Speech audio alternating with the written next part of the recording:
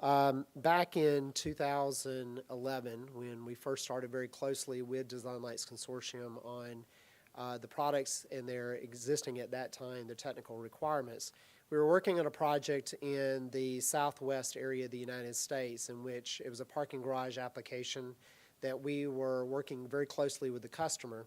And we had proposed a product that was roughly about a 50-watt LED solution.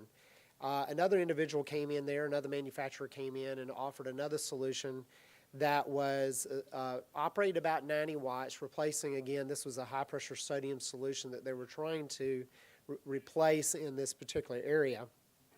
The manufacturer did not provide any test data. The building owner, or the actually facility manager who was working on this project along with the consultant, did not know anything about lumen maintenance, did not really understand the terms of efficacy, and did not know really what a good lighting design was. They were doing everything on the basis of perception.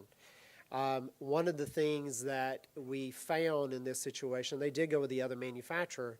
The reason for their justification was the individual was providing a 7-year warranty as standard. It was 6500 CCT type of product, and our product was a 4000K, and essentially we provided a standard warranty of 5 years. Their distinguishment that they made was based upon warranty and perceived brightness based upon the application. 2 years later, the product that they installed failed. We discovered during the process that the manufacturer was using computerized fans to cool the LEDs, and its efficacy of the luminaire was only 14 lumens per watt. They spent nearly $100 per luminaire for this particular application and could have done the exact same thing with halogen floods that typically cost $10 to $12.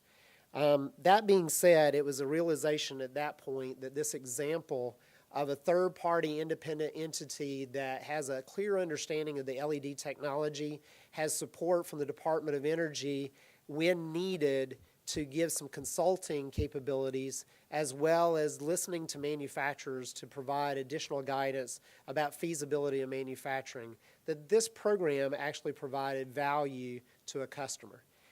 In that case, this customer would have been better off without having to deal with a warranty issue that they went after the manufacturer, who at this time had actually closed the doors. So even though they have a 7-year warranty, they were only in business 3 years. That being said, I want to close in saying that the program, even though it has its challenges, there are things that we disagree with as a manufacturer. As a general rule of thumb, they do a very good job to try to get consensus building among their members. We may not have a say in consensus, but if you do participate and don't necessarily argue with the good, bad, and ugly, but try to understand their perspective, it does provide value to the end goal here, is that is the customer in and of itself. Thank you.